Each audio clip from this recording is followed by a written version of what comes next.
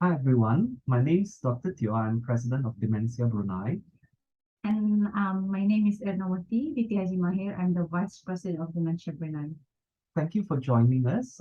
We're supposed to start this segment on conversations about dementia. Let's talk about dementia. Unfortunately, we can't be there in person this Friday, so we've decided to record our talk instead.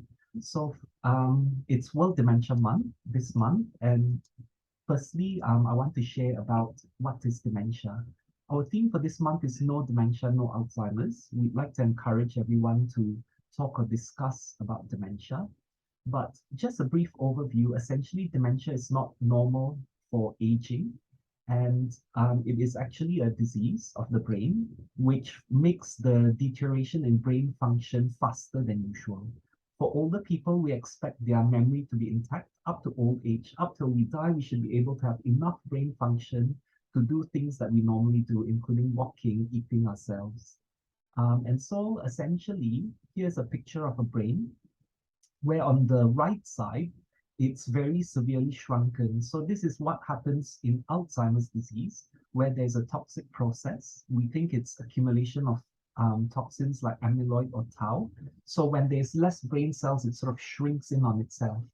So this is quite advanced already when it's this shrunken. So obviously all the functions in the brain, which is controlled by that area, will be missing. So for example, people with Alzheimer's tend to have short-term memory loss. So the parts of the brain which the toxicity is affected, for example, that function will be lost or slowly gets worse. So we will see these signs and symptoms based on what area of the brain is affected. Alzheimer's is the most common cause of dementia in developed countries, but for Brunei, we think it is more likely to be vascular dementia. And here I have two pictures of vascular dementia. The middle picture is someone with a stroke. If you look at the bottom part on the right side of the middle picture, there's a stroke. There's a lot of brain missing there. So this patient, unfortunately, has suffered a stroke. And at a later stage, the parts around which has already been dead after the stroke, that brain function we cannot recover. We're hoping for the surrounding brain to pick up its function. But what happens is after the stroke, and that part of the brain is already damaged, the surrounding part of the brain will deteriorate faster. In other words, a dementia. And so what happens is the first thing is we have to reduce risk of stroke. So that means high blood pressure, cholesterol, diabetes, all these risk factors we need to manage appropriately. And if someone presents with a stroke, they need to see a doctor as soon as possible. So if let's say they have face problems, speech problems, arm or leg weakness, if they come into hospital within as soon as possible, if we can pick this up within 4 hours, we can potentially give a medicine to break down the blockage which caused the stroke. Yeah. Because otherwise, I cannot reverse this damage. Yeah. So now after a stroke, the damage is done. And then unfortunately, because of this damage, the surrounding brain breaks down faster because the brain cells no more connection, it's dead. So it will speed up the deterioration in function. Dr. Teo, maybe we can share what are the signs of, having early signs of that person's having stroke.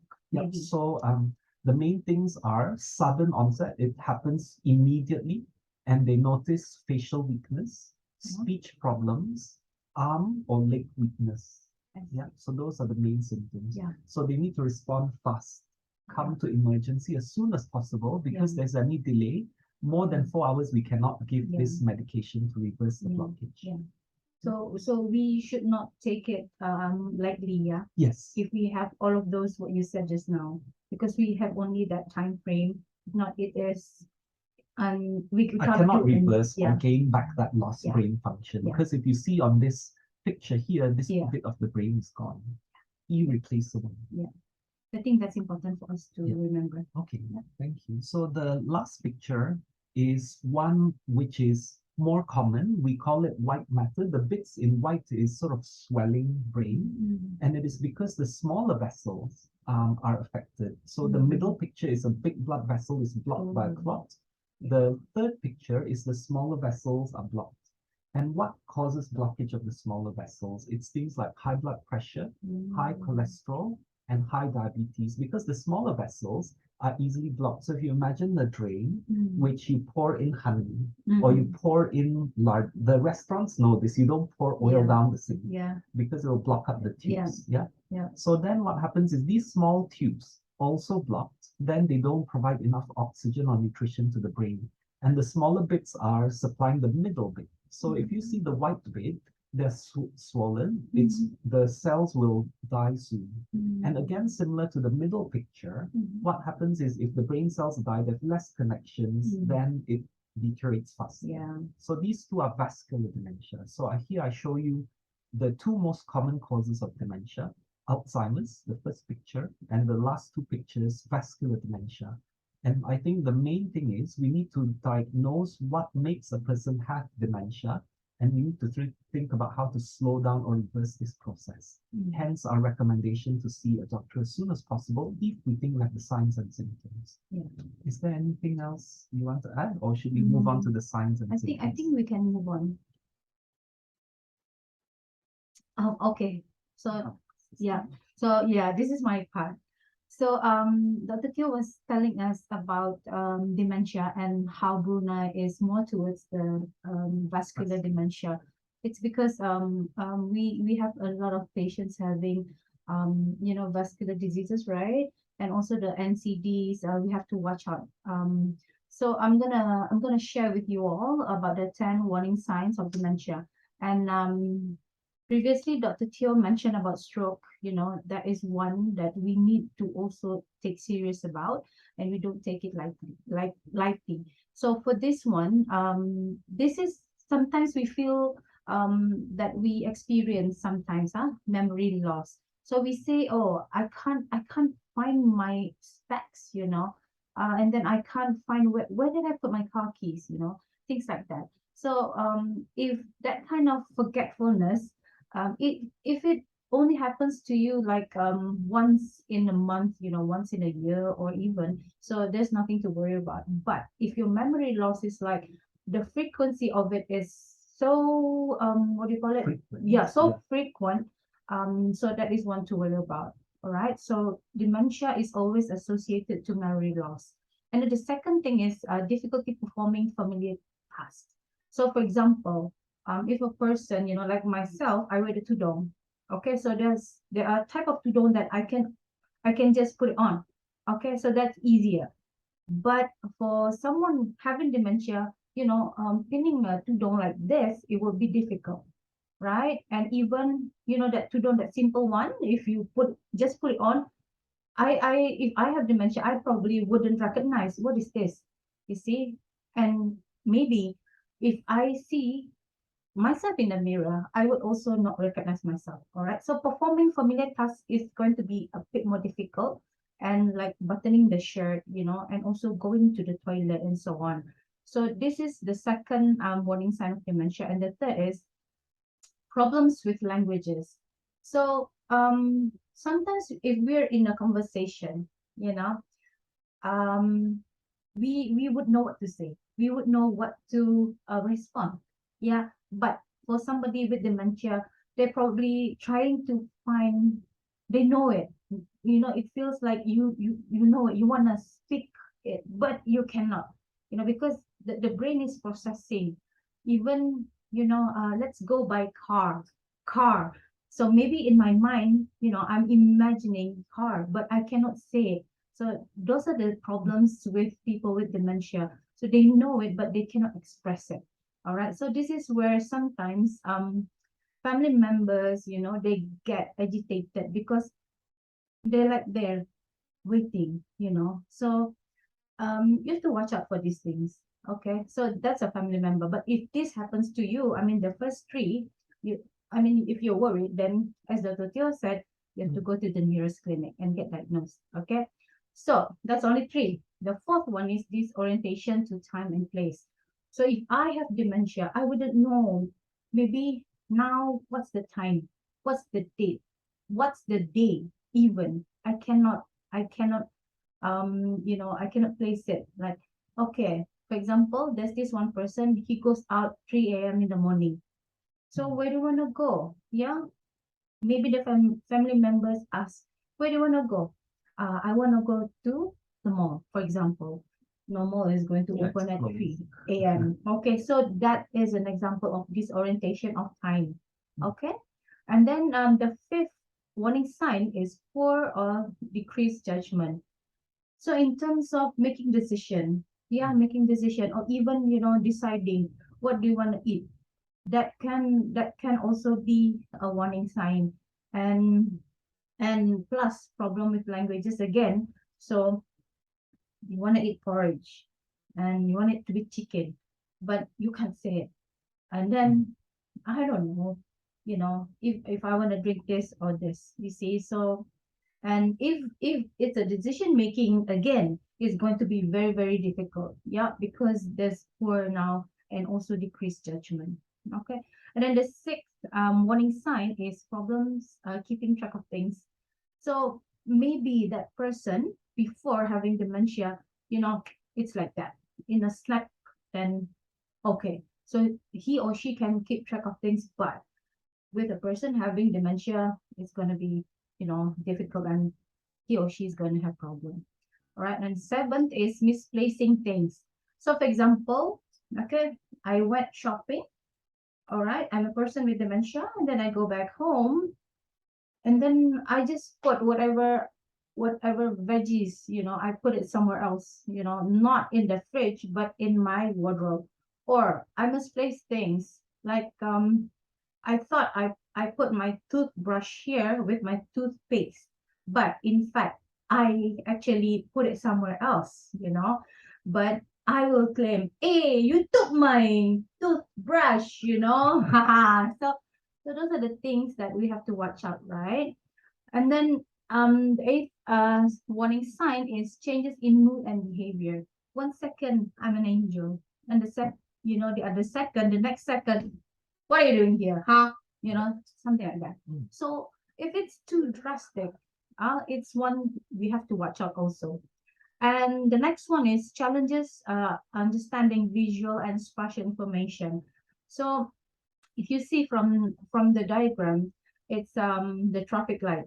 Okay, it can also be going up and down the stairs. So that's why Lewy body dementia, if that person is having that, so he or she cannot actually estimate what centimeters, to go down, to go up, things like that. So it's the visual spatial. And then the last warning sign that we should look for is withdrawal from work or social activities. Maybe the person before having dementia is somebody very social, and then spends more time with their friends, their families. But if that person then having dementia, sometimes he or she doesn't want to go out from his or her room. So these are the things that we should look for. If you're worried that you have like one even, or more than one, so we have to go to the nearest clinic and get diagnosed.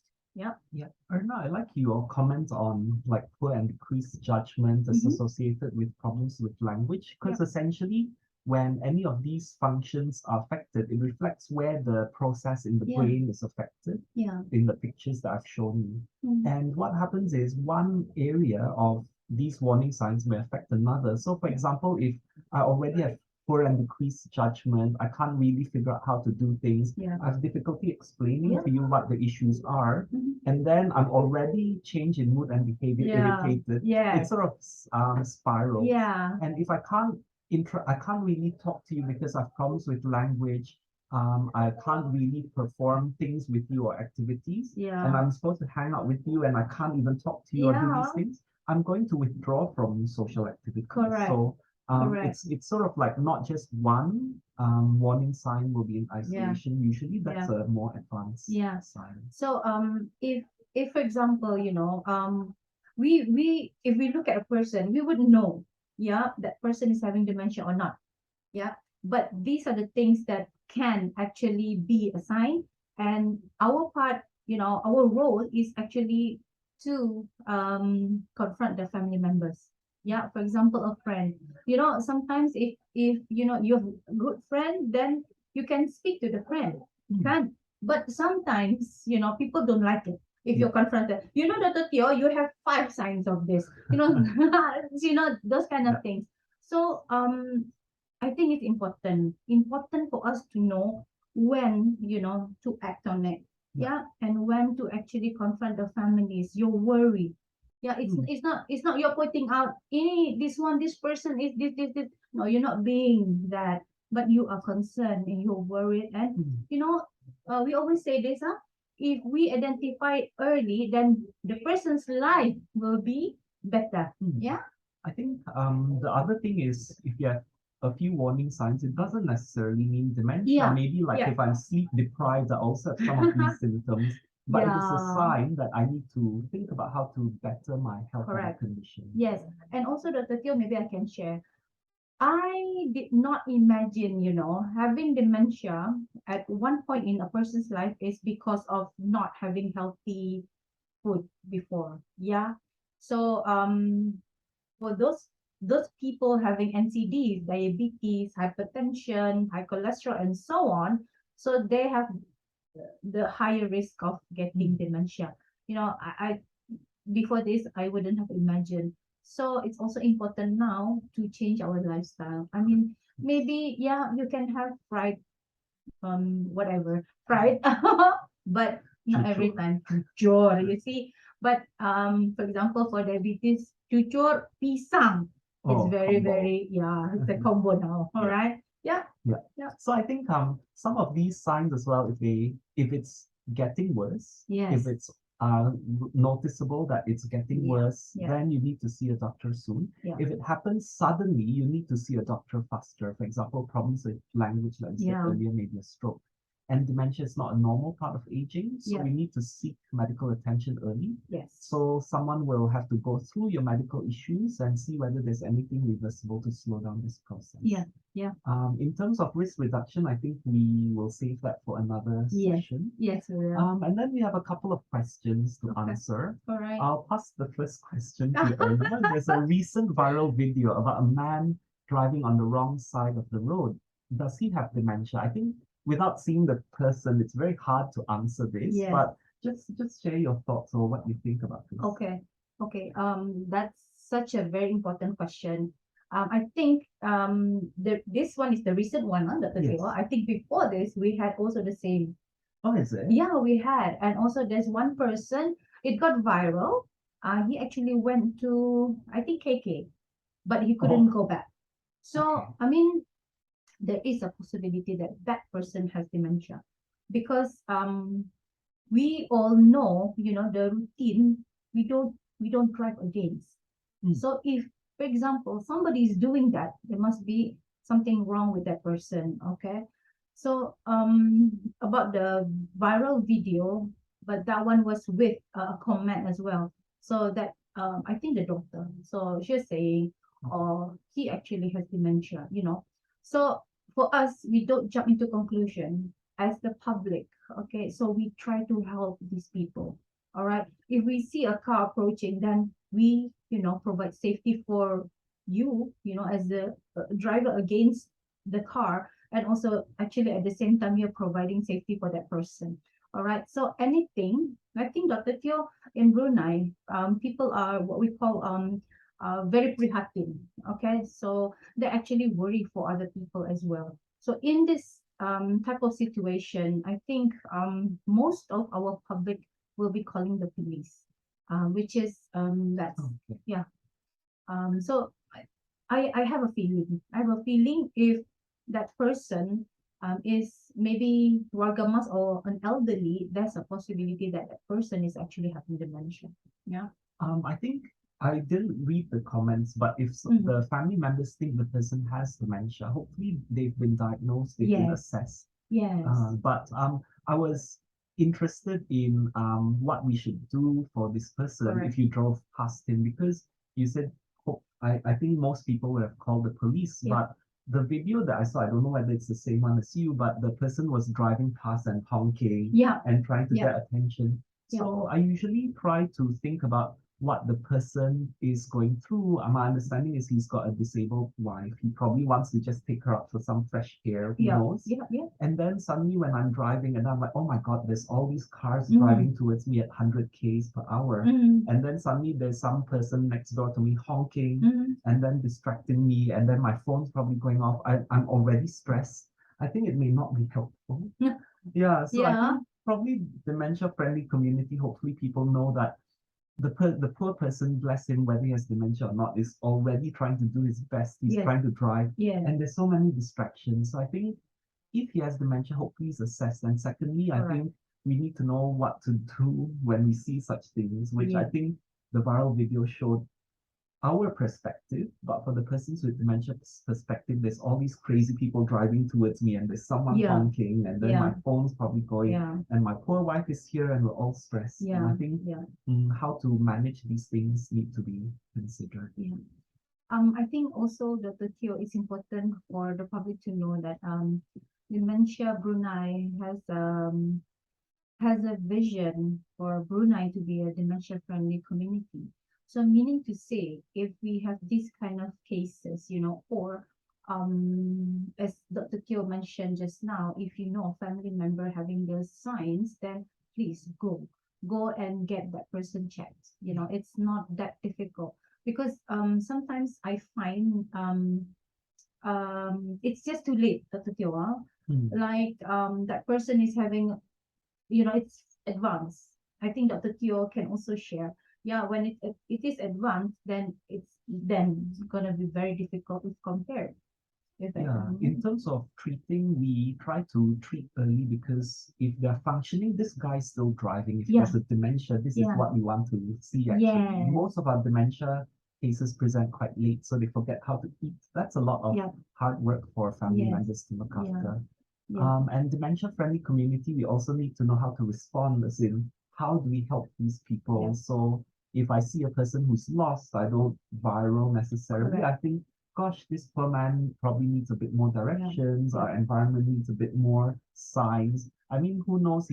He's not local and he turned the wrong way because there's no signs. And then everyone's like, oh, he's driving on the wrong side, but he just doesn't know what the roads are. It's like we don't only ask what's wrong with that person, but we have more empathy, maybe to understand that person and how do we actually help that person, and also then our community as a whole. All right. Gosh, it sounds like we have a lot to talk about dementia. I think so. But Dr. Teo, you were saying September is World Dementia Month. I think we should share our activities. So I think quite a lot of our activities we will be announcing over Instagram. So we have a community dementia screening project. So the public, especially older people, are recommended to join. We have a questionnaire essentially to look at your risk factors as well as signs and symptoms for dementia. And then it's a bit more personalized, so you know what your risk factor profile and your symptoms are like. Then we give you a cognitive screening test. We will share the details about where and how to join in, hopefully not too far away, on our IG. So watch the space.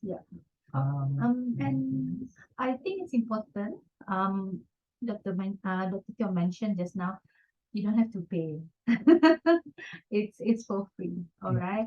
And then maybe Dr. Teo, if they have any question, you can also reach us through our email and IG. I think some people have messaged us. And hopefully we'll have a bit more questions from the public, and I think we will try to be live on IG. We'll try on Friday. I think the tentative time is 2 p.m. but watch the space.